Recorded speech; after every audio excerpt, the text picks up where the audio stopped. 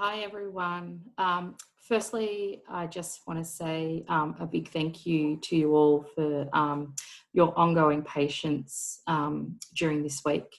I met with your facilitators yesterday morning, and one of the things that we were most impressed with just how well you've actually handled this change to the fully online platform. And so I personally want to say a big thank you just for your understanding, your patience, and your ongoing support.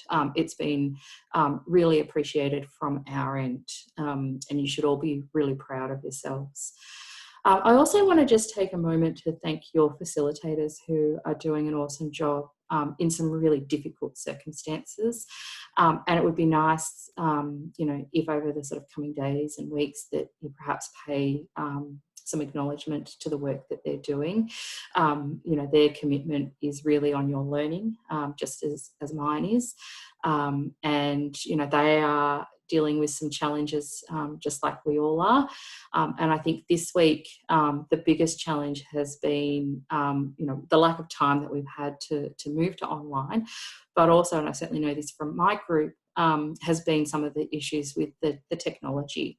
And so just on that, why I thought I would do this video is just to do essentially a little bit of a mop-up from this week, just to reinforce some of the key learnings for you. I know that not everybody was able to get onto Zoom, and I know that there were some technology issues, particularly with my group. We were kicked off Zoom a number of times, which I can appreciate is really frustrating. And so I just thought that I don't want people to miss out on the learning. And so I just thought I'd just touch base with what some of the key points were, but also to let you know that what we will be doing is putting up the main activity that we have planned for each Zoom session on the LMS as well, so that if we do have these technology issues, because I know that there are some students who perhaps have very limited or poor access to internet, and we don't want you to miss out on these opportunities. So we'll make all of that available. So it won't just be the PowerPoints. We'll actually put the actual activities and instructions and also some responses to those tasks for you, so that you're able to work through those at a time that perhaps best suits you. I know that we've got a number of students in the subject who are parents who are doing it really tough at the moment with juggling their own studies and perhaps also homeschooling their children. And so we're hoping that all around this just makes life just a little bit easier for everybody. And it means that people aren't going to miss out if they can't get to the Zoom, or if we've got those technical issues like we had with some groups this week. So I'm going to share my screen with you, and this is just going to be really quick. As I say, this will all be up on LMS as well. Just run through some of what we've talked about this week. So as you can see, this week was all about the determinants of health. And so some of the main points that we got students to think about in these workshops were around key messages that perhaps you took away from the reading and also the sway, but also those pre-workshop activities. So getting you to think about your experience, how you experience health, getting you to map your pathway to higher education, because we will have all had very different journeys to get to university, and many of those factors that impacted on our journey are associated with the determinants of health, and in particular those social determinants of health. And so we just thought that was a really great exercise for you to think about, those factors that you have control over, but also the ones that are beyond your control. And also to get you to think about also the Struggle Street activity, which was your weekly task as well. So I've put together just a few of the key points from this week. And by all means, this is not a comprehensive list. There are probably other things that you've perhaps discussed in your workshop, or that you have taken away personally from the things that you have read. But just to recapture, so you hopefully by now have a better understanding of the range of determinants, and so knowing that there are a number of broad categories of determinants. So, for example, there are biological, there are environmental, there are behavioural, political, social determinants, and that there are a range of factors that sit within each of those broad categories. But hopefully the other thing that you've noticed is that this builds on knowledge that perhaps you already have from subjects like IDH and SDH. And hopefully also what you're seeing from this week is that, when we're talking about determinants, the relationship between determinants is, they're interrelated and it's quite complex. That, a change in one determinant, addressing one particular determinant, has a flow-on effect to a whole range of other determinants. And that was part of what we were hoping that you would see from this week's activity using that iceberg model, which I'll get to in a moment. Hopefully you're also realising that when we're talking about determinants, that many of these determinants, and in particular when we're talking about social and environmental and behavioural determinants, these are sitting outside of the health sector. And so, so for example, things like, education, employment, transport, early childhood, our food, our environment, this requires us to actually work with and across a whole range of sectors. So using what we call a multi-sectoral approach, which was the main focus of the article this week. And so this week's article talked about 3 sort of groups of intersectoral interventions. And so these are the ways that we might address these particular determinants. And so one of those categories was around governance. So looking at policies that perhaps sit across different sectors, different decision-making structures, so thinking about funding and where funding is coming from and how that is being used to address determinants, things like legislation, different plans, and things like population health planning, strategic planning. And we'll talk more about that in a few weeks in terms of sort of public health planning.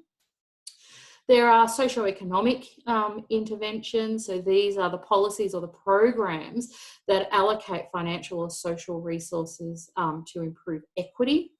And so that might be, for example, looking at policies or programs that improve early child development. We know from the evidence that has been gathered by the Commission on Social Determinants that early childhood is a key social determinant of health, that what happens when we're born and even before we're born, our mother's health has quite a significant impact in determining our health now and also into the future. And what we do and how we interact and, address equity or inequity issues in early childhood has long-term effects for children and their health, and of course their own children further down the track. It's also policies and programs that address inequities in education, income, thinking about things like pay equity and the gender pay gap, for example, but also in terms of social protection. So thinking about welfare policies, and we're seeing some examples of policies being put into place as a result of COVID-19 in terms of things like the stimulus package for small businesses, but also people on welfare. And then the final category is environmental intervention. So these are the policies or programs for both our natural and our built environments. So things like, urban design, so having clear policies around how we design communities so that they are conducive to good health, how we use land, ensuring the provision of things like sanitation and water, which are recognised in the Ottawa Charter, which is one of the key frameworks for health promotion, that these are fundamental prerequisites for good health. And so the other point of this article is that we need to monitor these programs and policies, and that this requires valid, sensitive and reliable indicators. And so when we're talking about indicators, we're talking about the measures of success. So how will we know if these policies or programs are making any difference to, for example, early childhood?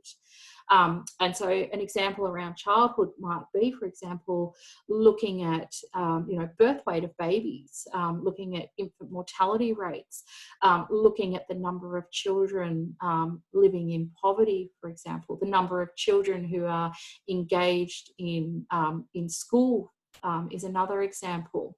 So we need good evidence to inform, ongoing policy and program design.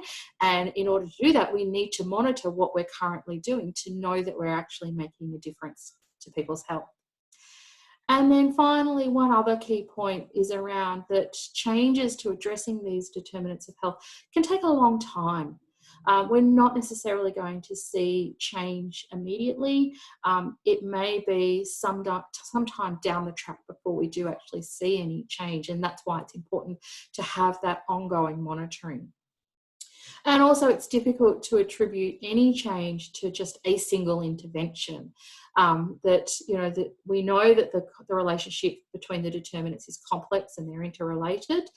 And so, making one change will have this complex flow-on effect, and we often refer to sort of systems thinking in public health and health promotion, and we'll talk more about that in the coming weeks. And so we can't just attribute one program to, in terms of child development, to long-term changes. It's a combination of these intersectoral approaches that will actually be making a difference, not just necessarily one intervention. This just recaps. I'm not going to read through this. This is on LMS, but these are just a reminder of those broad categories of determinants. So just be really clear about what they are, but also it's really useful thinking about, an exam at the end of this unit that, you perhaps need to be aware of some examples of particular determinants that fit within each of these broader categories. This little example here was in your sway for this week, but I think this is a really lovely visual diagram just to show the complexities of the relationship between determinants, and also to highlight that systems approach and thinking about a whole system when we're thinking about a determinant, not just thinking about a single component. And so this example was around teenage pregnancy. And so, we might often think about, well, the reason why teenagers, become pregnant is because, they use poor or inconsistent contraceptive use, or that they're more likely to have, it's because they're having sex early, or they were drunk or were abusing substances and therefore didn't take, appropriate measures to protect themselves or each other. But what we start to see when we start to unpack this is that there's a whole lot of other things happening here. And so, for example, poor or inconsistent contraceptive use might actually be because of a lack of easy access to contraception. We can unpack that further and look, for example, in rural communities where there might only be one or two places where you can actually access contraception. That might be the local supermarket or the local pharmacy. And getting access might be difficult if you don't live in town. Perhaps you're relying on a parent or an older sibling or somebody else to get you into town to be able to access that. Or you go to the local supermarket, but your best friend's mum works there. And, she's good friends with your mum and dad, who might actually tell them that you're in there buying that. So we can start to unpack and see the complexities of these. We can look at the reason why people might be, using alcohol or abusing substances is because of low aspirations. And the reason why their aspirations are low is that they're disengaged from school or have had really poor attendance. That they've got behavioural problems that are contributing to that. And those behavioural problems are perhaps because of poor educational attainment. It might also be linked to, parental values around education. It might be around, parents' socioeconomic status, for example, their education level, their income, whether they're employed or unemployed. If they are employed, the type of work they're doing, the hours that they're working, they're not keeping an eye on their children, so they don't know that they're not going to school. So you can start to see that this is really complex, and the interrelationship between those. And so when we start to think about how we address determinants, to address an issue like teenage pregnancy isn't as simple as just providing people with contraception. We've got to look at those underlying causes of why they're not using contraception consistently, or why their use is poor. And that's where we start to look at some of those, underlying social determinants of health, or the causes of the causes. And that's what this particular model does. It helps us to map out what are those underlying factors that are contributing to health issues. And so if we think about that teenage pregnancy example, the poor use or inconsistent use of contraception is sort of just sitting below the surface of what's contributing to teenage pregnancy. When we start to dig a bit deeper, it's those things like, the behavioural issues, the low aspirations, perhaps, parental socioeconomic status, parental values about education. Those are the things that are sitting at the bottom of this iceberg. And we use an iceberg model because, just like an iceberg itself, what we see on the surface is just a small part of the overall picture of an iceberg, that there's a whole lot underneath the surface that's going on that we don't see. And so when we're looking at determinants of health, we want you to be looking below the surface. And it doesn't matter what your role is. It doesn't matter whether you're a clinician, perhaps a nurse or a dentist, or even a paramedic, or perhaps you're a teacher working with, young people. Or whether you're working in health promotion, or perhaps you're doing something like, the sport and athlete welfare, where you're working with athletes and coaches. It doesn't matter what the setting is. We need to look beyond the surface. It doesn't matter whether we're working with populations or individuals. It's not taking for granted what we're seeing. We need to start digging a little bit deeper, asking questions, trying to unpack what might be actually at play here. Okay, and so your task for this week is to use this model and to pick a health issue that, and we've given you some suggestions, or you can pick your own. You could pick something that you're more likely to come across in your discipline's practice. That's fine.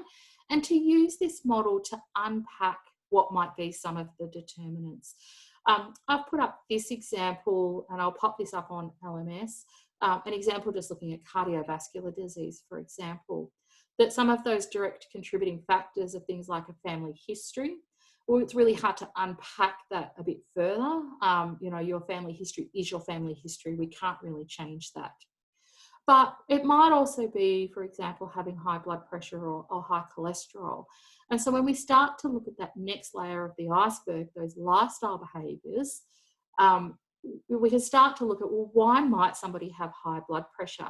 And the reason might be is that they're physically inactive. And so then we ask the question about, well, why are people physically inactive? And that's when we can start to dig a bit deeper and look at some of these psycho-socio-cultural determinants. And so that includes things like the resources, the opportunities that people have, things like legislation or the settings that they're living and working and recreating in, politics, so different policies that might be at play. It might be about our individual attitudes, values, or beliefs, or the resources that we have access to or don't, but also our knowledge and our skills. And so somebody who is physically inactive might be not exercising because it hurts. It might actually be just really uncomfortable and really painful. And the reason for that might be that they were injured at work, or they work in a job where they have a low degree of control and aren't able to make changes to their daily functioning at work. Or it could be that, they can't actually afford to go to a gym. And the reason why they can't go to the gym is because they're in a job with low income, with little opportunity to progress within their career. And the reason for that might be that they just didn't get the opportunity to finish school. Or they might be time poor. They just don't have the time to go out and exercise. And that might be because they're working long hours. And again, that might be in a job where they've got low degree of control and they're having to work those long hours. Or it's a low paying job and they're having to work as a casual and are taking on more hours just to be able to keep a roof over their head and put food on their table and keep their kids in school. And so exercise just isn't a priority for them. So this week, have a go, if you haven't already, have a go at selecting one of the health issues, or as I said, something that you're likely to encounter in your discipline. So that's always a great way to think about, how does this relate to me as a paramedic, as a teacher, as a dietitian or a nutritionist, or as a health promoter, or as a rehabilitation counsellor, whatever your discipline is. Trying to, link these activities to your discipline will help you to start to make some of those connections. You can have a go at doing this. There is a template up on LMS for you to use, that iceberg template. If you've got access to a printer, you can print it out and just have a go at hand drawing it. Otherwise, you could do it electronically. So I've put it up as a Word document so that you can edit it, just to make it much more accessible for everybody. If you wanted to run this past your facilitators, they'd be more than happy to have a look at it. Otherwise, it's something that you can just do for yourself, and you've got some examples that you can refer back to just if you want to check that you're on the right track. So just to finish up, the other thing is to think about the role that your discipline might play in terms of addressing determinants of health. And each discipline will have a different role, and you'll be working across different layers of the iceberg potentially. So some of you will be working right across the iceberg. Others might have more of a role to play at that sort of those top levels, thinking more along the lines of paramedicine, for example, in terms of those direct contributing factors, and perhaps some of those behavioural factors in terms of using perhaps health education approaches. But that's not to say that just because you're a paramedic working on road, that there isn't an opportunity to work at those lower level of the iceberg. And we're seeing expanded scope of practice in paramedicine. There are certainly roles for those of you who are teachers to be playing at working across all levels of the iceberg. For example, thinking about some of those underlying determinants that you might see. There are opportunities for things like policy and programs in schools to be developed that can address those. And there are already things happening in schools that do that.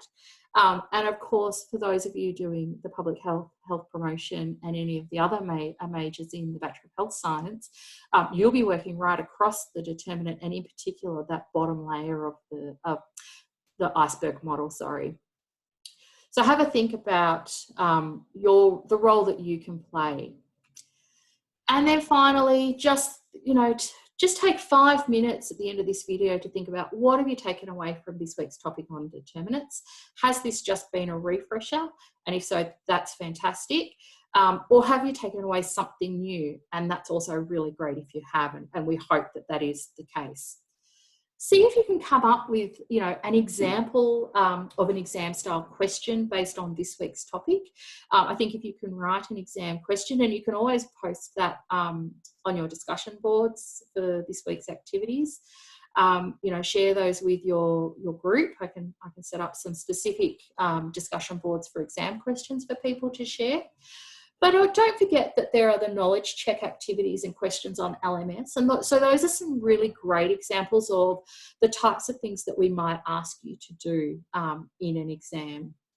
There are a couple of really great resources on determinants for you to look at. So there's the report by the Commission on Social Determinants, and there is also the Solid Facts, which is the report that outlines the 10 key social determinants that have been identified by the World Health Organization. And finally, just for next week, again, just a reminder, make sure that you complete the pre-workshop material on vulnerable groups, the reading, the sway, and the activities. I'll be putting up the activities that we'll be doing in the Zoom sessions also on LMS that you can work through. And if you're able to, please join the Zoom sessions and participate in those. It's a great way to just keep connected. And so on that, I'd just like to say thank you. Keep up the great work. I know this is really difficult, but you are all doing an amazing job. If you've got any questions, please don't hesitate to contact me. I am around, I'm on email. If you want to book in a time and chat to me on Zoom, you're more than welcome to do that. I know that your facilitators are also happy for that. So please keep practicing social distancing. Please stay home to save lives. But also stay connected with us, with each other, and of course with your family and your friends. And please try and have a good week.